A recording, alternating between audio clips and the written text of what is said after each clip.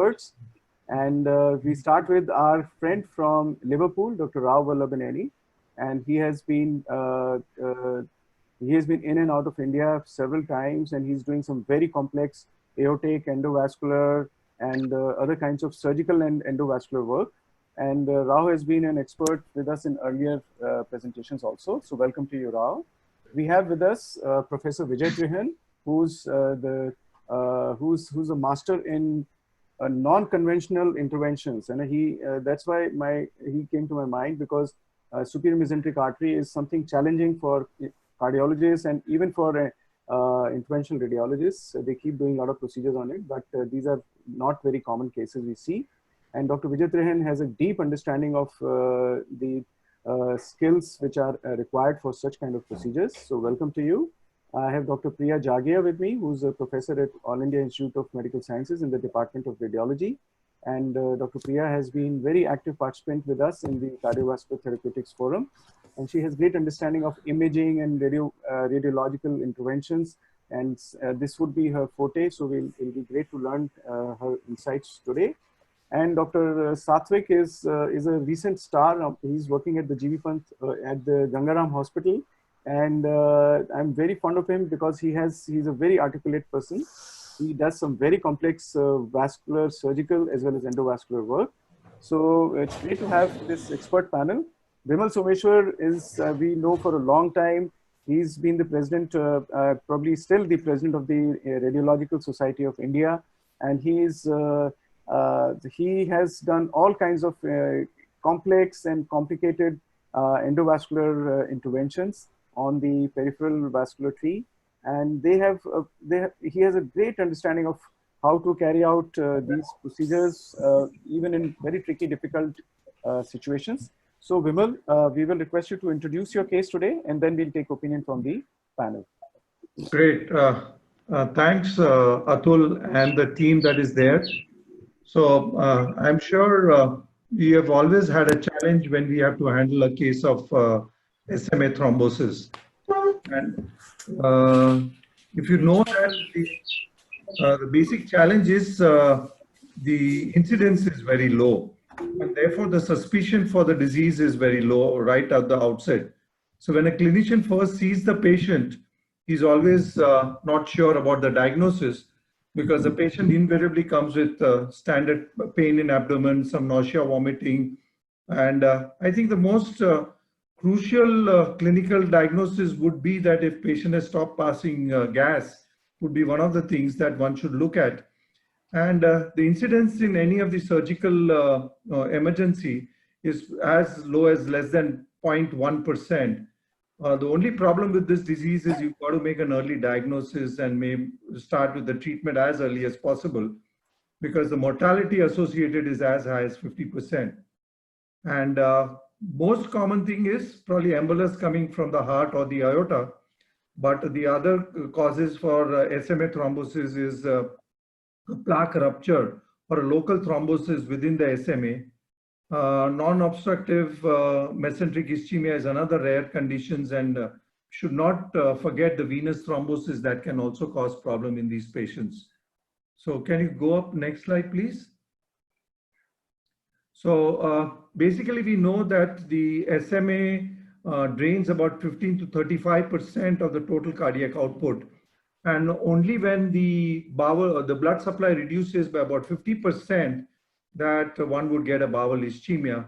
And if there is a drop in BP to 45 millimeters of mercury, that one would be worried about patient developing a bowel ischemia. And a flow reduction of 75% over 12 hours is what would cause these problems. Now, these are the clinical presentation, and as I said, most important that we should look for signs of peritonitis in the form of tenderness in the abdomen, rigid abdomen.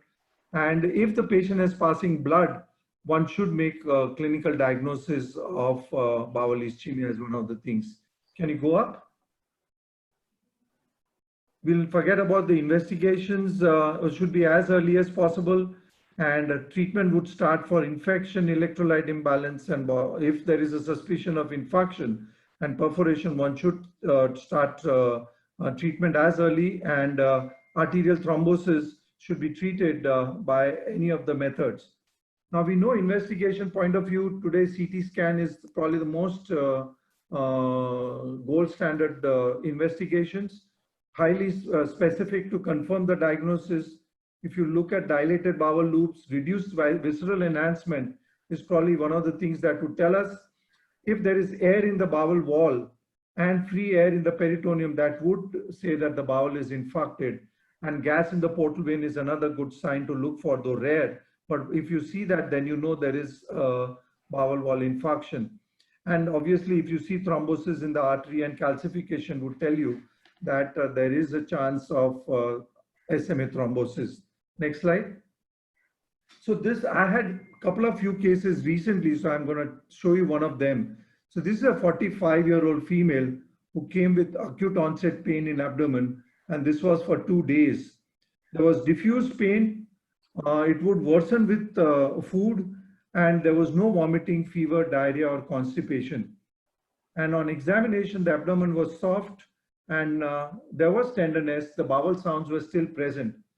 Now, since this was on for 2 days, the local physician got a CT scan done. I actually had a video of that. I had to delete that to get onto the webinar. But you can see that there is a thrombosis of the superior mesenteric artery. This was right from its origin for about 5 to 6 centimeter that one I saw this particular thrombus. Next slide. The bowel, if you see in this patient, was fairly good. There was adequate enhancement of the bowel loop. So we took her up for an intervention, and this is the long segment thrombosis of the SMA. Now the video that I deleted, I wanted to show you that how we managed to get the catheter in. Now in this case, okay, so Vimal, we'll take a break and have a discussion yes, with our panelists okay, over here and the experts. So Rao, your opinion about the time window which we get, and like here, Vimal's case has come with 2 days of history. So what would you say? It is a variable presentation, depends on the thrombus and degree of occlusion. I mean, clearly this person must have had excellent collateral supply from the IMA and the celiac and the internal iliacs. Otherwise, 2 days is just far too long. I mean, the main problem that the reason why these get delayed is because there isn't a reliable blood test that will simply tell an accident, an emergency physician or a general surgeon dealing with abdominal pain to at least suspect or rule out comfortably the diagnosis of mesenteric ischemia. I mean, for us, we have actually seen patients who have progressed to real trouble within 5 or 6 hours of clinical presentation as well. But to get to this angiogram stage, you have done extremely well. How about you, Dr. Satvik? So what are the various ways do you see these cases presenting, and when do you start suspecting, and how do we work up such cases? Like my 2 bits here is that when you're suspecting acute mesenteric ischemia, I think the only thing that has to be kept in mind in all the residents and the first responders, because usually what happens is that the consultant gets involved very, very late. This is someone that's coming in with an abdominal pain, usually seen either by the general surgeon or the GI surgeon or the gastroenterologist. I think the brief should be that any kind of abdominal pain which is out of proportion of the clinical signs. So the patient is writhing in pain, but if you were to palpate the abdomen, it will be completely soft because peritonism and peritonitis has not set in. This is the time when gut can be saved. If you have clinical signs, if the abdomen is tender, there is peritonitis, there's rebound tenderness or guarding, usually there is some amount of irreversible gut ischemia and necrosis, and the gut cannot be saved. So I think when you see a patient in the casualty with disproportionate pain as compared to clinical signs, I think no time should be wasted, and this patient should be sent for an immediate CT angiography if other conditions have been ruled out. I think this, more than anything else, is going to save more patients first. Secondly, I think the trouble is that, the superior mesenteric artery, which is the most commonly culpable artery in case of acute mesenteric ischemia, has a downward course from the aorta. So it's the commonest receptacle or recipient for any embolism that is traveling from the heart. Luckily, usually this embolus, it tends to lodge itself distal to the branch of the middle colic artery. So the first branch, inferior pancreatico-duodenal, followed by middle colic, and usually the embolus, if it lodges distal to that, usually the first part of the small intestine is saved. But the trouble is, in case you're suspecting tremendous thrombus burden and the first branches of the superior mesenteric artery are also involved, then this patient is going to end up with very, very severe gut ischemia and possibly non-salvageable long segment of the gut. So therefore, first responders need to be told any amount of disproportionate abdominal pain, immediately get a CT angiography done. Great. Dr. Priya Jagir, your comments. What kind of a time window, and when do you say that we cannot intervene now, the patient is beyond intervention, or how do you go about treating these patients? Priya is... Priya, are you muted or? Unmute. Yeah.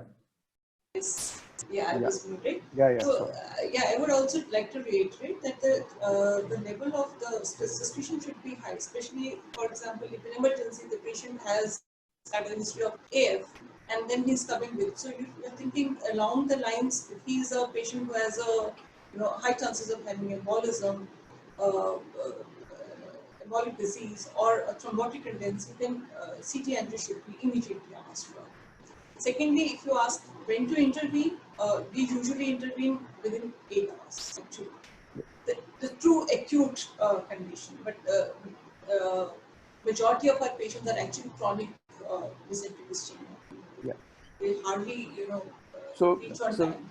The bowel gives us about 6 to 8 hours to infarct. So it's something similar to the heart. You have a window of around 6 to 8 hours to get into the mesenterics and rescue an acute situation, right? So we have actually, there is no time frame as such for the bowel. Okay. The important thing is which branches have got occluded. Since there are multiple arches and a whole lot of collaterals, there's no real time frame on that.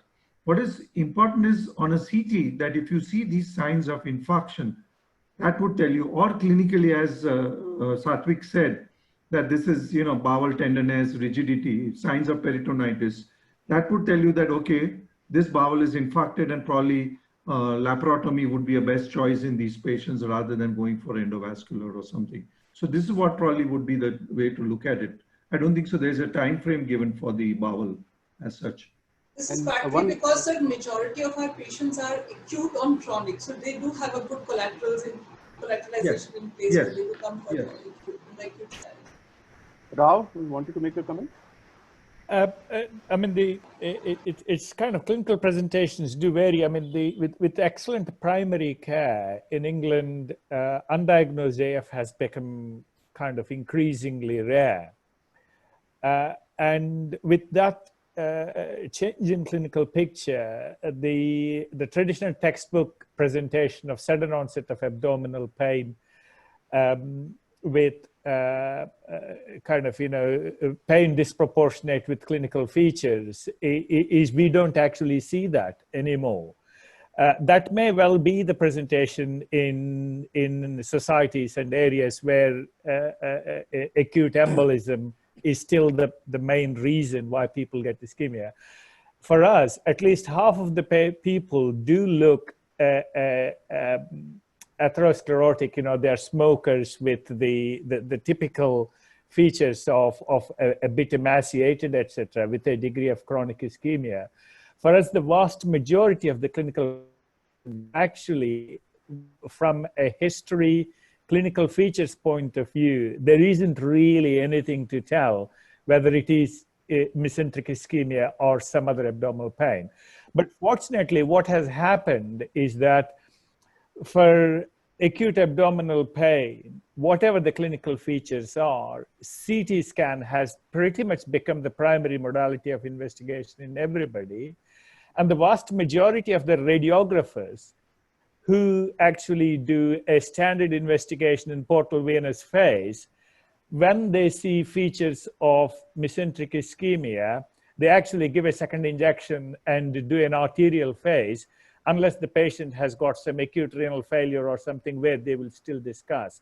For us, in fact, the majority of the times it's the other way around. We were actually not clinically suspecting enough, because clinical features themselves, however clued up you are, we don't find them useful enough. That is our experience. So one last comment from Dr. Vijay before we go ahead to Vimal's presentation further.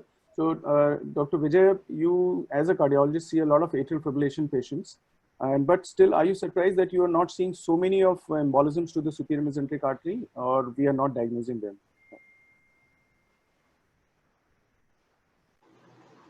Dr. Rehan, are you muted? Almost 1 in 20 out of the people who get into peripheral embolism are likely to receive an embolus in the SMA. So it may not be that uncommon. I think the most important thing is we do not have a high index of suspicion. And many times, once you really reach the diagnosis and the patient is in the gastroenterology, then by that time, if a peritonitis is already set in, I think then the prognosis is pretty bad. So they don't really land up with you. And in fact, if you have a highest index of suspicion, as really pointed out, especially in the emergencies or the casualties, where anybody who has a severe pain and almost nothing as far as clinical examination is concerned, and if these patients are run initially through a CT, which will rule out or maybe rule in something like a pancreatitis or a cholecystitis, maybe anything other than that. And then if there is any lead, then you go for either if you have MDCT or a CTA, which can quickly lay your hand on the diagnosis. I think more often it is our ignorance that these cases are not picked up. And even that 5% incidence which is mentioned in the literature, I think it may be even less than the literature might be mentioning less. The incidence may be more. Why? Because why should it not lodge into a proximal large artery which is in straight in direction? Because SMA is the vessel to receive it. So I feel the incidence may be higher, but most likely because we are not suspecting, so we are not picking it up. So does anybody see a role for a thrombolytic agent being tried in such cases where you have a diagnosis confirmed on CT and maybe patient has come to you within first 2-3 hours? Is there been any work on this? Yeah, I would actually caution against thrombolysis because of two reasons. One is that thrombolysis do have a tendency to break the clot and make the distal circulation worse before it makes it better, particularly in the legs. And the second thing is that bowel is one organ where infarct is always a hemorrhagic infarct. Even when you look at an ischemic bowel, it's not an ischemic infarct like the brain where there is an ischemic and hemorrhagic infarct. A bowel infarct due to an occluded mesenteric artery is actually a hemorrhagic infarct. And so thrombolysis, we use it very rarely. In fact, I can't remember when we ever used thrombolysis. That's a great comment. So Vimal, we are over to you. Let's see So, how. I would like to go back on that same angiography picture, one or two slides before, if you can go back. Yeah. So now I would like you to just focus on this particular angio. This was the diagnostic angio that we did in this patient. And if you see, I've gone from the femoral approach, and there you see the extended thrombosis. So this is in fact type A, B, C put together. You know, they talk of A, which is from the origin up to the middle colic artery. The B is from middle colic to the ileocolic, and C is beyond the ileocolic. But this is extending all throughout, and it looked really bad, this patient. Probably the only plus point was the bowel was still not infarcted, and this is most probably likely due to a whole lot of collaterals. And we suspected that there was probably a plaque at the origin of the SMA, which we commonly see, which must have ruptured, and that is what has caused extensive thrombosis in the SMA. Now, with this kind of a picture, we were contemplating should we go for intervention or no, and we thought we will do it after discussing with our surgeon, because surgeon said if you can clear up the artery, then surgery for me would be a little easy. So if you can do something about it, let us do that. So we went ahead with the thromboaspiration and lysis.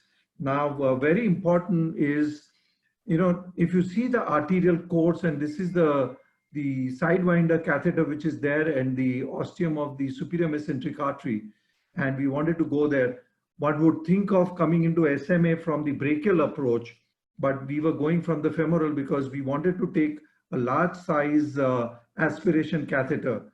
So here you can see that there is an aspiration catheter also loaded on this, and this was the Neuron Max, which is the catheter that we normally use for intracranial thromboaspiration and lysis. This is absolutely supple and nice thrombolytic, I mean the guiding sheath. And this is 8 French in diameter, very atraumatic. And what was important in this patient is that it went over the curve. The video that I wanted to show you was to show you how effective this guide catheter was, that it went over the curve of the sidewinder catheter. We just had a soft terumo wire within the artery, and through that, over that, we could do that. Now, if you remember, any other sheath would have pushed the sidewinder up and you would have kind of come out of the SMA. So this whole procedure was, the technique used was the neuro technique using a Neuron Max catheter. Can we go ahead further? Yeah. How many French was this? This was 8 French at that point, yeah. That's the reason we came from the SFA. If it was anything less, we would have come from the brachial approach. And so next one, again, this we have discussed more or less. So the therapeutic options for us was obviously laparotomy, what we thought of. But since the patient did not have infarct, we thought of an endovascular approach. And we wanted to restore the blood supply as early as possible. Next slide. So yeah, again here, you can see that this is a sidewinder catheter. And this is the Neuron Max catheter, which ran over it through this. And as we went inside, next slide, yeah, can you just show that? Yeah, go up, yeah. And you can see that now the Neuron Max has gone down into the proximal SMA, and we use the penumbra system here. So we use the separator wire, which is nothing else but a wire with an olive on top of it. This is the wire is put inside the thrombus area, and we keep on manipulating it up and down to fragment the thrombus. Now this catheter is attached to the suction pump that you see here from penumbra, very effective suction pump, and you continuously aspirate it while you're manipulating your separator wire. And as we were doing it, we were taking the catheter further down into the SMA and trying to aspirate the thrombus. And next slide, please. See, this is where it is. So we went, the 8 French went up to about 5 or 6 centimeter of the SMA. Beyond that, we took a 6 mm catheter. As you can see that the Neuron Max sits here, and this is 6 French catheter, which we then got it down all the way into the SMA all along, and continued with the aspiration system in this patient. So yeah, we use a Cat 8 and a Indigo. That time Indigo was not available at that point of time. Next slide. Here it is. This was the whole video. We wanted to show you how the whole thing tracked along all over the length. What was interesting was the thrombus which was extending into the branches were also getting aspirated because of the suction that was there with the machine that we were using. Next slide. Can you go? Yeah. So here you can see that this was probably 1 or 2 passes. There was some amount of thrombus still there. This was the thrombus somewhat in the branch proximal here. The collaterals are good, so therefore bowel is well perfused. There is an extension of thrombus in the 3rd division branch here, some more here in this branch, but the collateral is supporting it, some more over here in the branch. So multiple branches were still filled up. So we went on doing the aspiration. Next slide. And this was what we got finally. You saw most of the branches also opened up in this patient. A few were still occluded. Next slide. I would like to show you the kind of, yeah, this was one of the final picture that we saw. The 1st division branch, the 2nd division is occluded, some of the 3rd division, but the collaterals are very good preserved all along the length. The ileocolic and the middle colic branch here is also open in this patient. Some amount of residual thrombus was there, but we got this picture and we said it looks that we have recanalized it quite well. The bowel was not infarcted. And next slide, let me have a look if I did further than this. This is what the suction catheter is. There you can see that the tube is aspirating the whitish color thrombus all along. The important thing is when you find an obstruction in the flow, you've got to maintain that suction for some more time. In a short time, because of the suction, this thrombus will travel through the catheter and will come out into the drainage tube here, and which will finally go into the machine there. So this is what happens when you do this kind of a suction. So you've got to have patience when you're using this penumbra system. Next slide. Try and show you the material that came out. This is the kind of material that kept on coming out, and you can see the amount of whitish thrombus that has come up, which told us that this is probably a plaque which has ruptured with a secondary thrombus, which got aspirated out mechanically. Next slide. Can we have the next slide, please? So the next day, the abdominal pain was reduced. The abdomen was still soft, non-tender. We could hear the bowel sound. Patient was passing gas. We kept the patient on fragment 5,000 units twice a day. Next slide. Day 3, there was no abdominal pain. We started with oral feeds, and the 4th day, we discharged the patient on warfarin. This is what we have done in this patient, and you can see that amount of thrombus that has come out in this patient, and she's still doing well. Excellent. So this was you made it look so, these mesenteric cases, wherever I've tried to do, they are very challenging, and the most important challenge is the access getting into the superior mesenteric artery. Yes. So we take the advice and opinion of other people, how they would have approached it. Maybe there are always different ways of doing each procedure. So Dr. Satvik, and after that, Dr. Rao. And thank you. No, this is an outstanding result. I mean, my compliments, Dr. Vimal. This is truly spectacular. And and absolutely intrepid of you to use the femoral approach, because I mean, I can tell you that it's very difficult to retain a catheter in the SMA when you're going through the femoral. I would have actually done an open cut down of the brachial. It just takes about 5 to 10 minutes. Slightly high up cut down of the brachial, which would have given me access to an 8 French sheath. And I do agree that we must try and minimize the use of thrombolytic agents in the SMA. So aspiration, thrombectomy, whatever you can use, just a brute mechanical aspiration or the penumbra device or whatever that can be used with minimal installation of thrombolytic therapy. I wouldn't rule it out entirely. If you're in the window, sometimes thrombolytic therapy will help. And in fact, sometimes brutal or I would say injudicious percutaneous aspiration techniques can actually trash the thrombus into the smaller distal branches and cause irreversible ischemia. So very, very delicate handling. But this is truly an outstanding result. Many congratulations. There were a couple of things in this, Satvik, when we used this penumbra technique, was that, as I said, the guide catheter, once you start using it, you realize it is how supple and how easy it is. And I got encouraged looking at my neuro colleagues, and tortuous carotid arteries and vertebral arteries, and they just walk inside that artery without traumatizing it. There's something really specific about these catheters. So that was one thing. Number two, as Satvik said rightly, you can trash the thrombus down. So my call would be, the minute you enter the ostium, you see that your suction is on. So you start sucking it right as you're going deep inside the artery, and maintain that suction, and that will keep the thrombus coming out through the tube rather than getting pushed down into the branches, and which would be dangerous in some patients. Yes.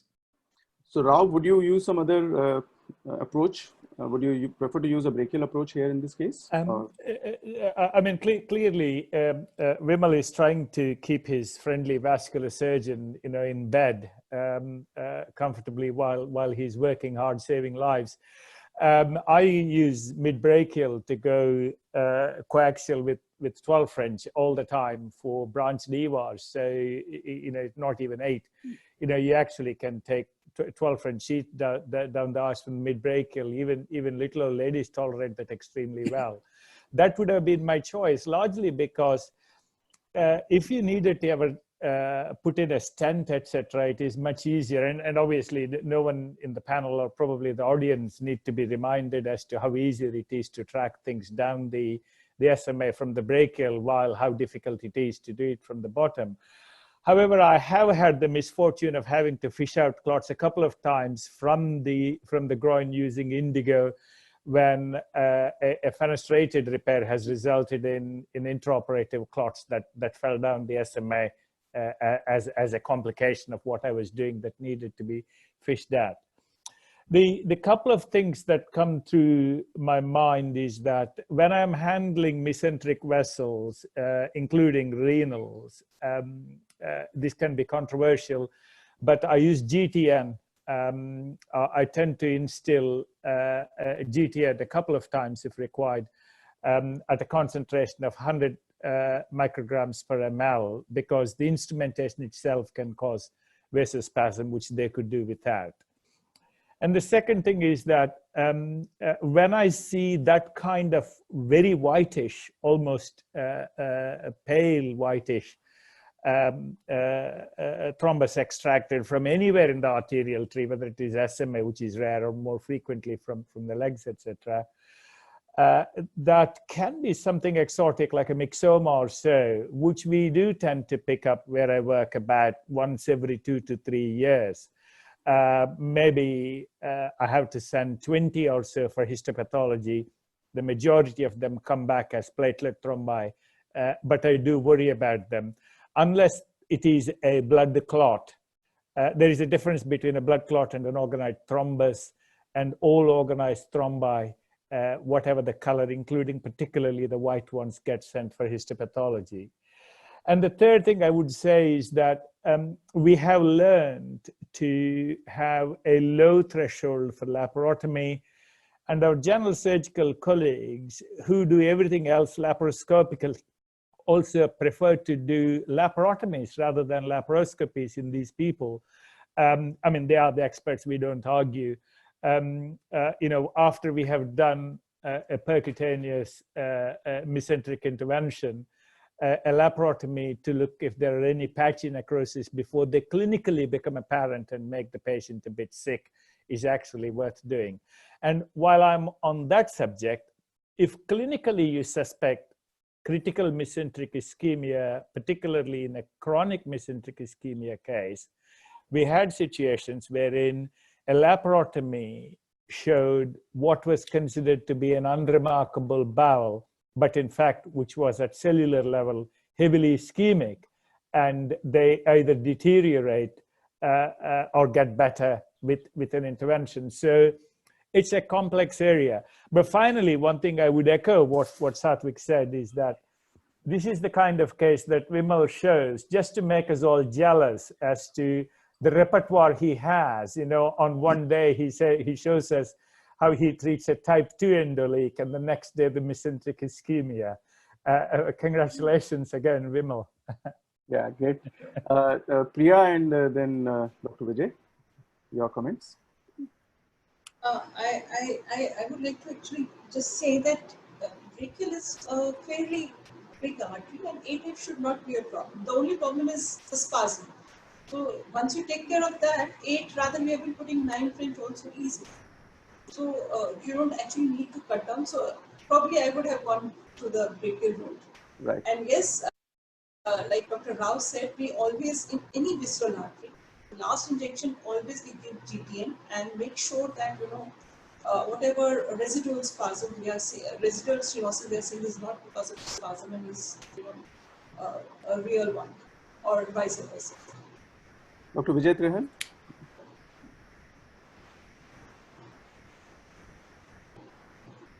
I think you're muted. Yeah, sorry.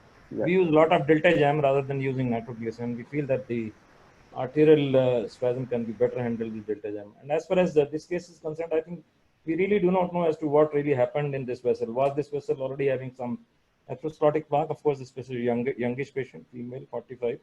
But I think imaging would have definitely helped us. And if, let's say, imaging had shown us that there is a plaque, then I think the strategy of kind of a thrombus aspiration with whatever technique, followed by maybe some low dose intraarterial thrombolytic, especially when the surgery is not on cards, because this patient didn't really have any evidence of bowel infarction to begin with, and the patient was having something like a stuttering ischemia over 48 hours, I think would have definitely helped you, because you do not really necessarily have a clear-cut evidence of how the bowel has started to get really perfused at the micro level. There are people who will try to supplement it with the help of a laparoscope to look at as to how the bowel is looking at. But I think in the absence of that, it may not be a bad idea to give a small thrombolytic into the circulation. And we have seen many of these vessels clearing rather fast. And as far as getting into SMA is concerned, we have had an experience. Can I share the screen for a while? Yeah, please. Yeah, we'll unshare this one first, and then, yeah.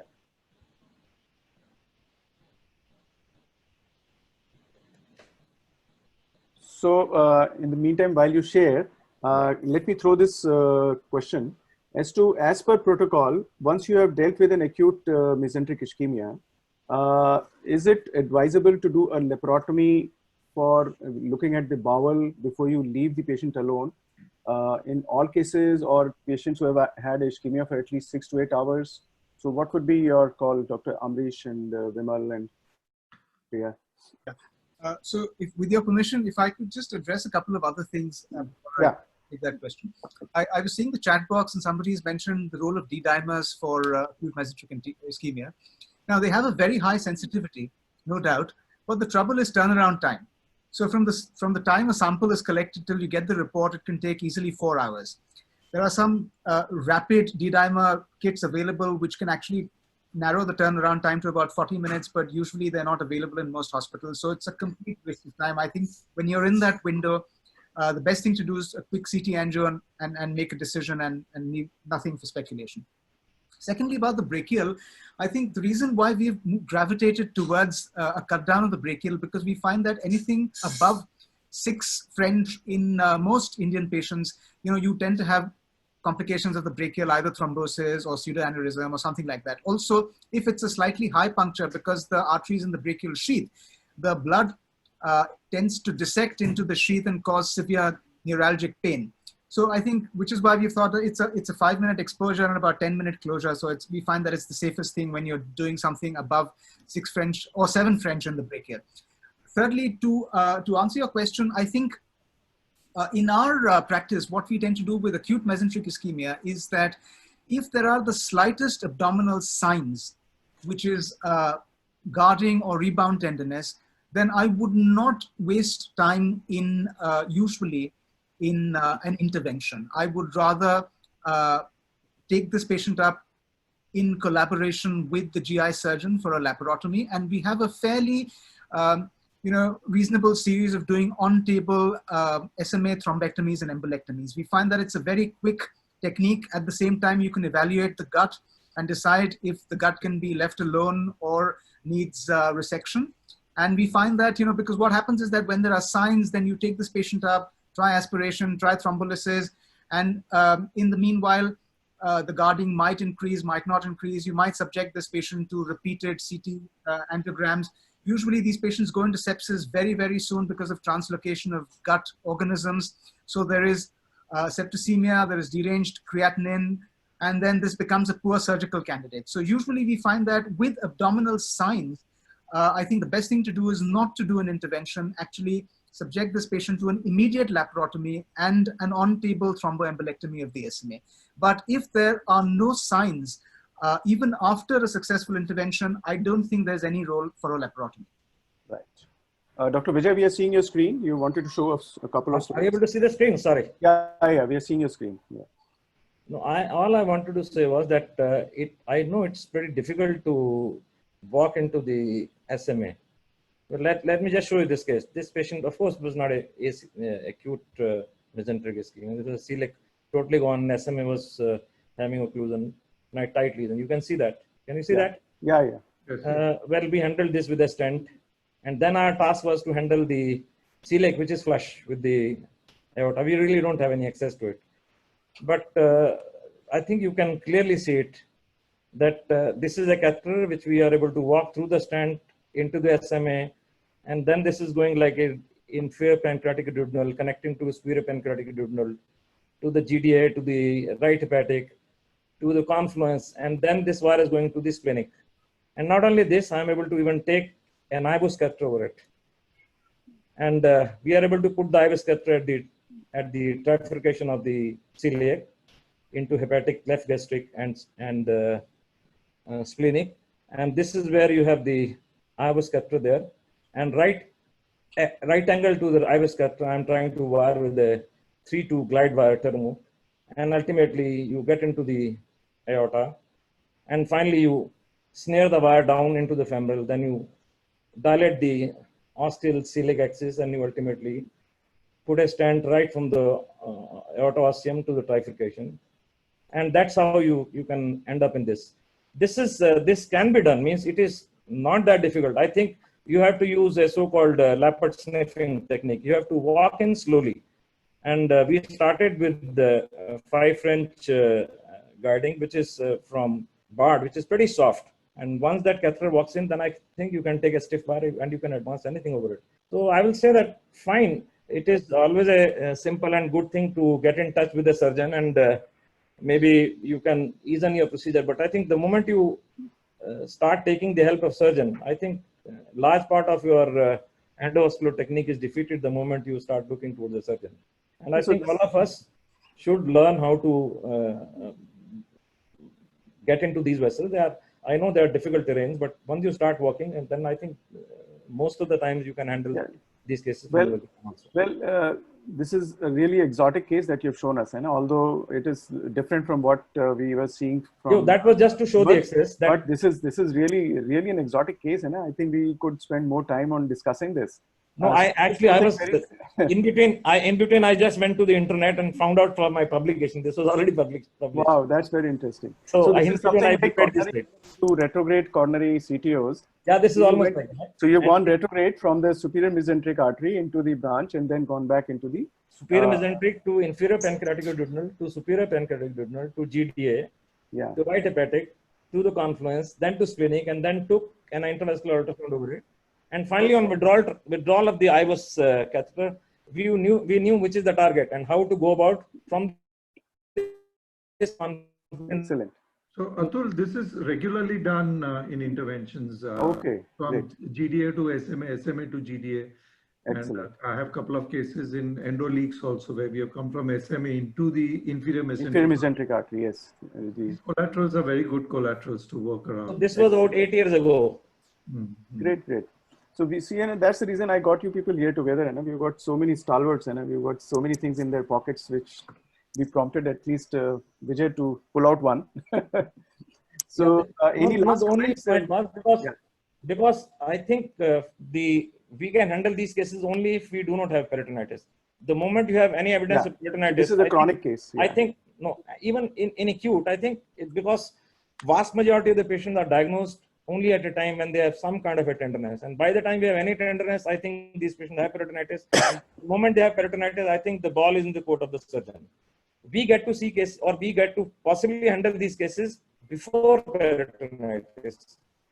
And if before peritonitis, if we have to call for surgeons for the excess, then I think it is much better to be able to handle these cases on your own rather than taking the surgical. We've had an excellent discussion today. These are unusual cases. And for the benefit of a lot of interventional cardiologists who are watching us, and also vascular surgeons and interventional radiologists, we are not seeing these cases on a daily basis. And it's always very good to learn from the people who are stalwarts and who have done lots of such cases, and they have insight as to what to and what not to do. Any closing remarks and a quick one-liners from all of you, and before we sign out. So Priya, Amrish, and Rao. If I may just point out just two things. It's a fantastic example of going across the GDA collateral to open the celiac. But a natural question a medical student would ask is, if the collaterals are so nice, why are you opening the second artery? You don't need it for hemodynamics. The reason why we do that is because the stents may not have a very long life, particularly if the patients are not compliant with medicines. So it's good practice, if at all possible, to open at least a couple of mesenteric vessels with stents, so that if at least one goes down, the other keeps it open. And the second quick comment is, going percutaneous from the brachial artery, the issue is not so much the size, it's the closure. And the second thing is, percutaneous access to brachial artery is associated with a very high incidence of median nerve injury that is not by the needles and any direct instrumentation, but any bleeding that tends to permeate appears to cause a degree of perineuronal inflammation, to the extent that in the cardiology world, coronaries are done either through transradial approach or groins in the UK, and cardiologists by default consider transbrachial approach to coronaries a negligent thing. So we prefer to open the brachial artery, to put large French devices right from the beginning to branch EVAR approach, is really to reduce the risk of median nerve injury. So I have two questions I'm picking up. One is how to engage the superior mesenteric artery. So simple tips and tricks. And so maybe if Amrish would like to take that. And then the other is that